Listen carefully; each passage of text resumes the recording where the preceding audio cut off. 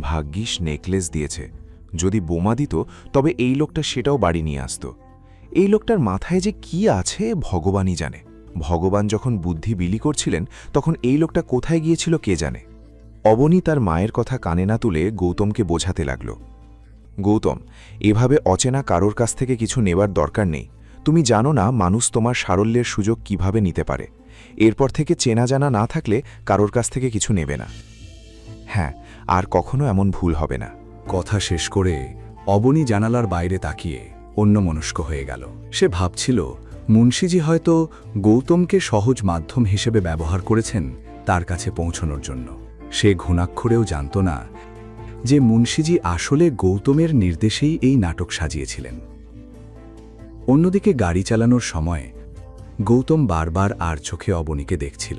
অবনীর কাছে মিথ্যা বলার অপরাধ বোধ তাকে ভেতর থেকে কুঁড়ে কুঁড়ে খাচ্ছিল। অবনী, আমাকে ক্ষমা করো, আমি তোমাকে মিথ্যে বলেছি, কিন্তু এছাড়া আমার কাছে কোনো উপায় ছিল না।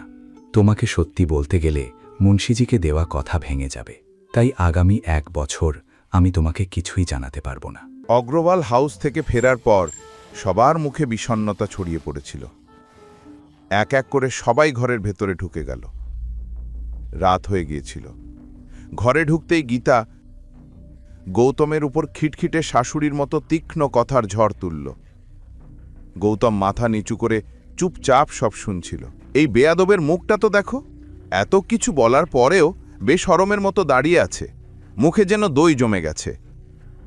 অবনীর পূজনীয় দাদাজি যদি আমার মেয়ের বিয়ে এই মহান ব্যক্তির সঙ্গে না দিতেন, তাহলে আজ আমার মেয়েও কোনো বড় ঘরের বউ হতো। বড় ঘর তো দূরের কথা, আমাদের এখন নিজেদের ঘরেই একটা ভূত পালতে হচ্ছে। গৌতম, আর না, অনেক হয়েছে তোমার এই অকর্মণ্যতা। বসে বসে ফ্রি রুটি খেয়ে যাচ্ছ। তোমার জন্যই আমাদের সবসময় লোকজনের সামনে লজ্জায় পড়তে হয়। এখন যেতেই হবে এবং কোথাও একটা চাকরি খুঁজে বের করো। আমাদের আর এত টাকা নেই যে তোমাকেও খাওয়াবো। আজ যদি এর কোনো চাকরি থাকতো তাহলে সিদ্ধার্থকে এত কিছু বলার সুযোগ মিলত না। মা বাবা, দুঃখিত, আমার জন্য আপনাদের মানুষের তিরস্কার শুনতে হয়েছে, কিন্তু এমন নয় যে আমি চেষ্টা করিনি। যেখানেই চাকরির জন্য যাই সব ঠিকঠাক চলতে চলতে শেষে গন্ডগোল হয়ে যায়। তাহলে সোজা বলে দাও যে সারা জীবন আমাদের ঘাড়েই চড়তে চাও। ছাড়ো গীতা, বাবা বললেন, তুমি তো গরুর সামনে বাঁশি বাজাচ্ছ। গৌতম মাথা নিচু করে চুপ করে রইল। অবনী কিছু না বলেই তার দিকে তাকিয়ে রইল। আমি চেষ্টা করব যত দ্রুত সম্ভব কোনো না কোনো চাকরি পেতে। চাকরি খুঁজে লাভ নেই। তুমি যদি কোনো ছোটখাটো কাজও করো তবুও মানুষ তিরস্কার করবে। ওদের নতুন আলোচনার বিষয় হয়ে যাবে তুমি। তাই বাড়িতেই থাকো, ঘরের কাজ করো। অবনীর কথার পর গৌতম কিছু বলতে পারল না। গীতা মাথা ধরে বসে পড়ল এবং রাগ ভরা চোখে গৌতমের দিকে তাকালো। এখন যাও, এখানে দাঁড়িয়ে কি করছো? যাও গিয়ে রান্না করো। গীতার জোরালো কথা শুনে গৌতম কিচেনের দিকে চলে গেল। আর যদি ডালে একটুও বেশি নুন হয় তাহলে পুরো ডাল তুমি একাই খাবে। গীতা মাথা টিপতে টিপতে বলল এই কথা। নিজের মাকে এভাবে দেখে অবনী তার পাশে গিয়ে বসল। অবনী, মা, তুমি যেন জেদ ধরে বসে আছো এই লোকটার সঙ্গে থাকার। তোমার সামনে এত বড় একটা সম্পর্কের প্রস্তাব আছে আর তুমি তা ফিরিয়ে দিচ্ছ। ভগবান তো খুব কম মানুষের ওপর এত দয়া করেন। তাদের আশীর্বাদ ফিরিয়ে দিও না। এই লোকটাকে তালাক দাও। মা, আপনি যতবারই বলেন আমার উত্তর বদলাবে না। আমার উত্তর একটাই থাকবে, আমি গৌতমকে তালাক দেব না। শেষ পর্যন্ত তাকে তালাক দেওয়ার কোনো কারণই তো নেই। সে কখনো আমার সঙ্গে উঁচু গলায় কথা বলেনি, আমার প্রতিটি কথা মেনে চলে আর নিজের সর্বোচ্চ চেষ্টা করে। এখন যদি কিছু না হয় তাতে তার কি দোষ? গীতা বিরক্ত হয়ে উঠে ঘর থেকে চলে গেল।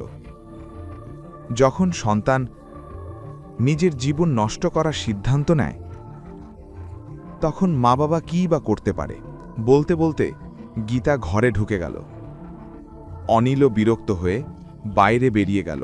এদিকে গৌতম রান্নাঘরে দাঁড়িয়ে অবনীর এই কথাগুলো শুনে ফেলেছিল। আজ নিজের জন্য অবনীর মনে জায়গা পেয়ে তার মন ভরে গেল আনন্দে।